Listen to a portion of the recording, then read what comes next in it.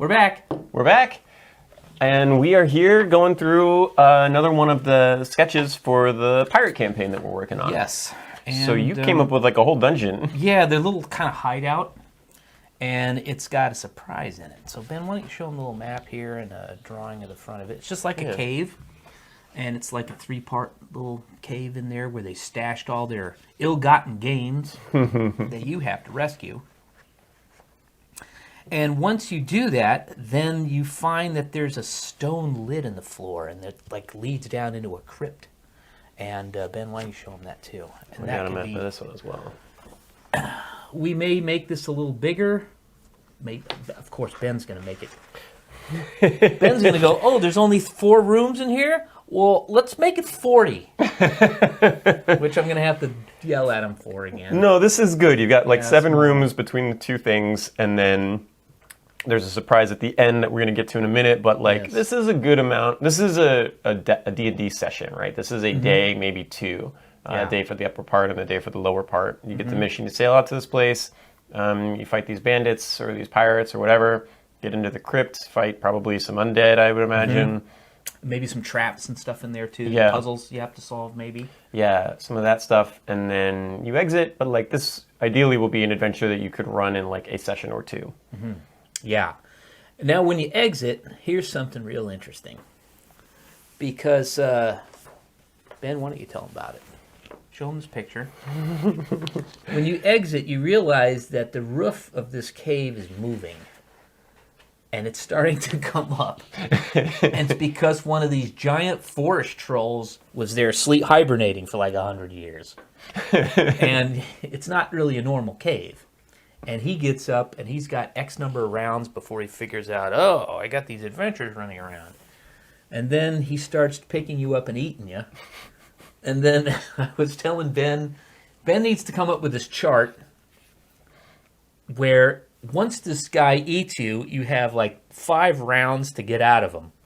Maybe you got to chop your way out of the troll's stomach or mouth or whatever, or maybe you got to make him sick so he just like yaks you out or something. I don't know. Yeah, I think these could all be options. You could climb if you were like your wizard could like, change the chemical makeup of his stomach contents and he could barf you out, or the warrior could cut his way through, or the rogue could just like climb his way out with climbing tools. Yeah, all sorts of crazy stuff. But yeah, and that way we could use, I was telling Ben, we could use some of the characters that we created to put into these modules to make it uniquely ours. Yes. So I think this is great. Looking at kind of what you've drawn up here, I was thinking that we could tie this in with the Skeleton Harbor town. So first thing that comes to my mind, and you said reusing characters and stuff, is that you would roll up into Skeleton Harbor and Sasha would be there. Mm-hmm. The trader guy. Yeah, the wood elf trader. And he's got all of his stuff, and maybe you're buying some things, you're selling some things, and he's like, sorry I don't have more stuff, but some of the shipments I usually get have been waylaid by bandits and brigands and stuff. But like, if you could take these guys out, I'll get better stuff, and also like you can keep what you find there, and maybe I'll give you some money or whatever. And so he would send you out to go get these bandits who are like messing with his supply chain. Yeah, that's a pretty good idea. And then you could go out here and fight these guys. You're fighting them. You go down to the crypt. You find some more treasure down in the crypt. And then when you leave, the giant forest troll eats you. You have to fight your way out.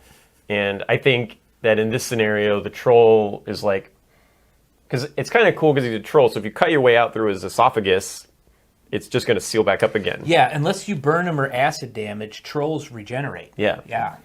So I think that could be cool. And I think that maybe in this scenario, like this is not a fight you win. This is a fight you run away from. Yeah. You try to get away from the troll because he's probably about 60 feet tall. Yeah, he's a little bit too big for you to try to sword fight him. Yeah, unless you had some kind of weird miracle weapon. Like when I first play tested the troll, one of the it's siege engines. Yeah, they had a siege engine that they carried with them that was like a giant flamethrower that they got from Slave Pits of the Undercity. If you've ever played that module, you realize the orcs, when you go into the main gate, they have this they have this like a water pumper type thing on a cartwheel, and it'll shoot fire at you. Well, they decided they were going to take that, and they took it and they put some different wheels on it so they could just drag it around with them. And I went, look, that's what you want to do, that's fine. And I'm thinking, oh my gosh, how did they know I was going to spring a troll on them? And sure enough, the troll came out. They turned that thing around. Natural 20. They lit him on fire. He didn't get one speck of damage onto any of these people. And I thought, well, you took care of him. This one, probably not going to have that siege weapon with him. This is a great, like, DM trick also, right? Mm-hmm. Like, you came up with this really cool monster and you're really excited to use him, and they got a natural 20 and killed him. You have to give that to the party, right? If they get the rolls, if the stuff works out and they kill him, they've killed him, fine. You know, like, it sucks for you because you spent all this time working on this encounter, but, like, I mean, he's dead in 4 seconds. I've definitely had, like, they finally get to the lair of the evil wizard and he's about to cast a bunch of crazy stuff on them and then somebody just, like, shoots him with an arrow and he dies. Like, I've definitely had that happen. And so what do you do in that situation? I've got this cool monster I invented. I drew a picture of him and now he's dead. You just bring him back three or four sessions later, but he's 3 times the size. Let's see if you got another natural 20 and another siege engine on you. Let me just pull this flamethrower out of my pocket. Let's see what you got now, buddy. That one was too easy for you. Here's his bigger, angrier brother. Yes, because the party will be mad if they think that the encounter was rigged, right? Like if they get the rolls and they still have to fight this guy. Like that's not really a great DMing because you want to. No, that's unfair, and then nobody has any fun, and then they don't want to play with you anymore. And they'll remember that, right? Like you know, they won't remember. They'll be like, oh, remember that time you came up with that monster? And you got really mad when we set him on fire. But like, they'll remember that. But this is now you get to play with him. Yes. So this is cool. So yeah, I think you go in and then you run away from the troll and you escape. And like we said in the first part of the Pirates of Tanegashima, this will be kind of, you can run this when we finish it off and do it. You can run this as like a little one-off. You can reskin the pirates into Western style pirates. You can make them brigands, ogre, whatever you want, right? But we're gonna tie it into the Pirates of Tanegashima. And so I think that this will be cool. Do we have any ideas do you have any thoughts on what's in the cave? I saw you numbered the rooms and stuff, but... Yeah, I was thinking a crypt kind of thing, mummies type stuff. Yeah. But we did do a mummy thing before. Wondering if there could be some other kind of like ghosts or specters or something that's even creepier or scarier. And one thing that we can do... Or if it's just trap-laden. There would be traps probably, right? If like you're buried with your treasure, you would trap it. That's kind of traditional D&D stuff. Indiana Jones type of stuff. But one thing that we have working in our favor now that's a little different is that we have this Japanese theme to the pirate stuff. So I wonder if there's some cool like Japanese ghosts or Japanese undead. Yeah. That would be something worth looking up to, like when you get down there, instead of traditional like mummies and ghosts and stuff. Maybe there's some kind of... It'd be cool to look up some like Japanese folklore and be like, oh, they have some kind of spirit there that has a weird power or something like that. Just read up on your Japanese ghost stories. Yes. And put some of that stuff in there. I got to read up on my Japanese ghost stories. I haven't done that in a while. Because that stuff could be interesting. A haunted suit of armor, that could be fun, right? Oh, yeah. Of course, things like that. Or even just Western things that are reskinned in Japanese. There's one thing, but if you find unique Japanese creatures, monsters, mythology, that could be a little more fun. Yeah. Yeah. We'll look into it. We'll see what we can come up with. We'll think of something. Yeah. Don't worry. Ben and I don't run out of ideas very quickly. No, we do not. In fact, our problem is kind of the opposite. We have too many ideas. Exactly. We get carried away. Ben gets carried away. I am rock solid. You are on point. I never get carried away, ever. Okay, guys. Well, we're going to see you guys next time, okay? Thanks so much. All right, bye-bye. Hi, everybody. Hey, welcome back. We are finishing off the first little adventure for Pirates of Tanegashima. Pirates of Tanegashima. So the party has arrived at Skeleton Harbor. They have kind of moved around and met some people. They met Sasha. and now they've been given a quest to go stop these pirates who are interdicting Sasha's shipments. Yes, on the island of Tanegashima. Yes. And that is the island actually where guns were introduced to the Japanese people. Oh, really? Yeah, and that's why sometimes antique guns are referred to as Tanegashimas. Interesting little thing. Yeah. But I did this little scenario and I play tested it. And so, Ben, we're going to throw up these little sketches and scribbles that I did. Yeah. And so let's start with this one. So this is kind of a setup. So this is as they ride up to we'll the throw island. these up on the thing too. Yeah, as they ride up to the island, it's a bit of a like forested island.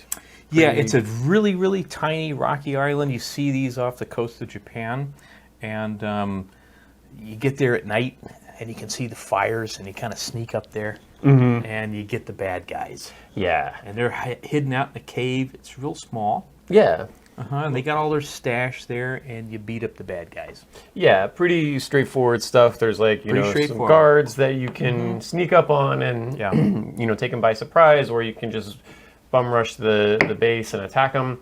We might have some of the orc guys there. Maybe they're equipped in some of that samurai gear that we saw from the orc samurai. Yeah. If Tanegashima means guns, maybe we can do something at some point we had that arquebus. Yeah, we did. We did an arquebus show. So maybe we can talk about D&D stats for that at a future time, and we can include some of that into this. That'd be cool. I think so too.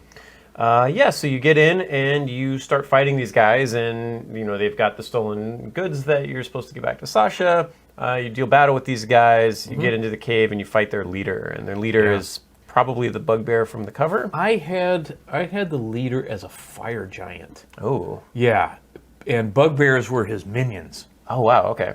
So it's a little tougher. And because I wanted to scale it up and down, I didn't know all the people that play with me are a little unstable. So they show up. They may or may not show up. So I have to have it scalable. Yeah, and that's a big thing adventure. For all dungeon masters, right? Yeah. If you don't know how many people are going to show up, because this is a pretty big group that we have. Yes, we have a pretty big group. It's about almost 10 people now, but usually only about 4 or 5 show up. So if I plan a big adventure that you guys can all handle, when only 3, last time was only 3 people showed up. So I had to scale it down.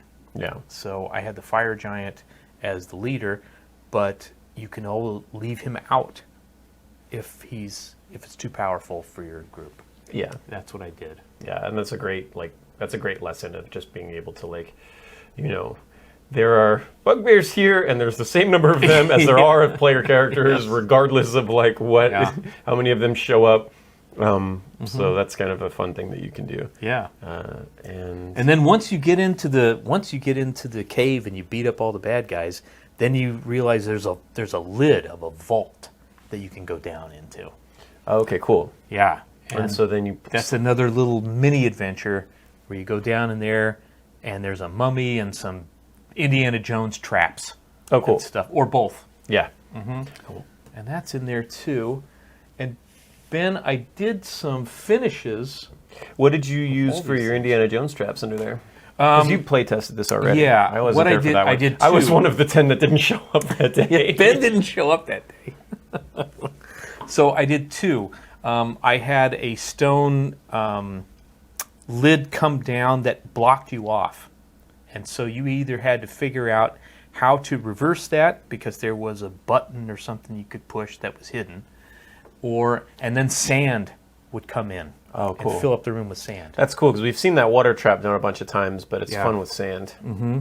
The sand trap would come in, and then the mummy would come out. So I had 2 traps and a mummy, and they were able to figure it out. Nobody died. I was shocked because I thought, man, someone's going down for this one. Yeah, mummies are no joke. But they figured it out. They figured out the trap, and I didn't make it too complicated because if you make it too complicated, people just get frustrated and they're not having fun. Yeah. So I make it simple to medium level. So that's what I did there. And we got a sketch of the we got a sketch of the vault as well that you did. Put that up. And then I did some finishes. Cool.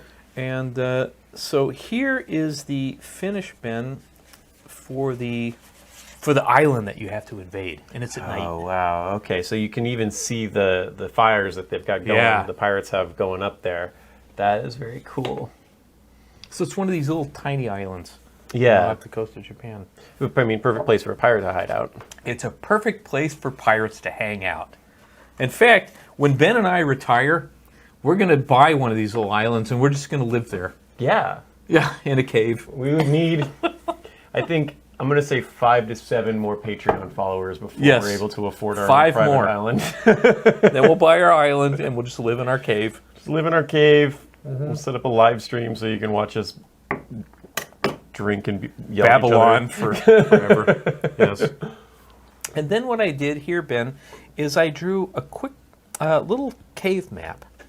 other. Oh, cool. And so this is like a scout fire, and why don't you... Yeah, Show so one's going to be a scout fire. 2 will be the main camp. Yeah, the interior of the cave where they're cooking and doing all sorts of their hairy goblin stuff. Yeah. Cool. And then 4 was where the vault lid is. And then 3 is... 3 is where the chiefs live. Oh, okay. Yeah, like the fire giant guy and like the head bugbear guy. Yeah. And they have their stuff there. And there will be, this is like the bigger meeting area where everybody's hanging out. And they have their rugs and stuff that they stole. And they're all sleeping on them and all their treasure. And so, but each room has got more and more treasure. And then when you go into the vault that they didn't know that was there, because that's their stash where they're stashing all their stolen property. Yeah. They're like, As you're clearing it out, you Yes. find that. I have to say, I'm getting volcanic island vibes from the island that you did. That's okay. That's pretty cool. And then when you go into the vault, I just did a real simple little map here. Okay, so here's the vault map. And so So I put the falling wall at random. oh wow, Yeah. So it didn't mean it was at the beginning or in a particular room. I just rolled it. oh cool. So it would be random. I like that stuff with And it. then the pouring sand too. And there was a switch that you had to find, or else, well, you're going to be dead, that you had to shut off. I like that because it adds a little bit of fun for the DM to be like, well, I don't know where this trap's going to be, but it's in there. It's rigged up for all 4 places. Yeah, exactly. So like whichever one triggers, but this is kind of an old vault, so some of the stuff doesn't work. Yeah, exactly. And it turned out to be a great time. None of my characters died, but I didn't necessarily try to kill him, Ben.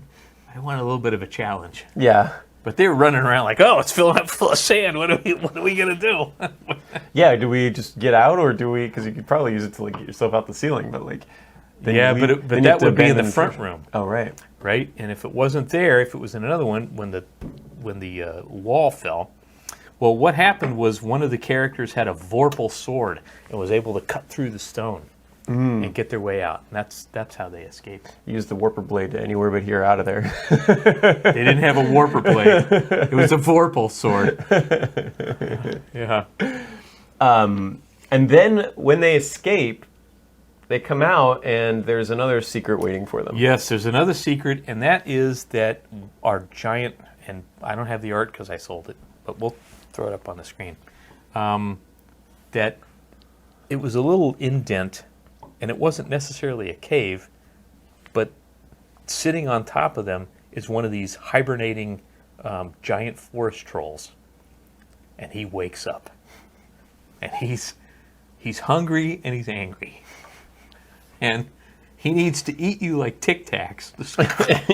Right? So, and then you have to fight him. And Or it run was- away from him. Yes, or run like heck off this little island. And nobody, well, a couple of them got eaten, but they cut their way out. Oh, okay. Yeah, Nobody 'cause- died on that one either. So we have some rules for like fighting your way out of Yes. the inside after you're eaten by the forest So troll. you're captured with his hand, and you take damage from that. He throws you into his mouth. You can make a saving throw to jump out of his mouth. If not, he swallows you. Now, when in his mouth, you can bend bars, lift gates to jump out. If you fail that, you're going down the tube. And you have five turns to chop your way out, or you go unconscious. And if you go unconscious and you're in his stomach, well, then you're gonna you're gonna pass through the gonna- small intestine at some Yeah, point. yeah. That's Eventually, the only way out is through the intestines. you'll be a little pile of duty, right? Which is not good. Or if you have another character on the outside who cuts you out. And of course, because he's a troll, Ben, he's regenerating. Yeah. So if you don't do acid, fire, or lightning damage to him, he's going to regenerate those things. And even if you cut your way out, the next person that he swallows, Yes. this thing's sealed back up It's again. sealed back up, unless it's fire, acid, or lightning. And so that was really fun. And again, I was shocked that nobody died of that one. Yeah, that's surprising. One person did open up his mouth and jump out because they had like a gauntlets of ogre power or something. They bend bars and lift gates, they could jump out. But two of them went down the tube, but they were able to chop their way out. But you probably take some falling damage after you drop out of his mouth. Well, yeah, but what happened was they killed him, and then he went. Oh, got it. But he woke up, and so he's just crawling around the ground. So you're only jumping out like 6 feet or whatever. Oh, got You're it. not gonna If he was standing up, and now, you if had to he was jump out. standing up, that's different. Now you do take damage when you fall down. So Ben's going to write up all that stuff. I don't want the rules for that, so in my version where I write, the ogre is just going to pick you up and Just makes it up. throw you into the ocean. He's just going to chuck you 200 yards off the island into the water. That's funny. He's not going to eat you. He's going to throw you. Just chuck you. Bye. Goodbye. The boat's going to have to, like, you're going to have to get your rowboat and, like, we got to save. He's out 300 yards. We got to go save the barbarian before we got to. He's not wearing metal armor, so he's going to float a little longer than somebody else. So, yeah. Anyway, it has a lot of humor to it, but I play tested it. It's a lot of fun. Everyone loved this adventure. This was probably the funnest D&D adventure I ever played. Nice. Yeah, so it was really good, and we think you guys are going to have a great time too. Totally. Mm-hmm. All right. So we'll. Okay, we'll see you next time. Yeah, sounds good. All right. Bye-bye, everyone. Bye-bye.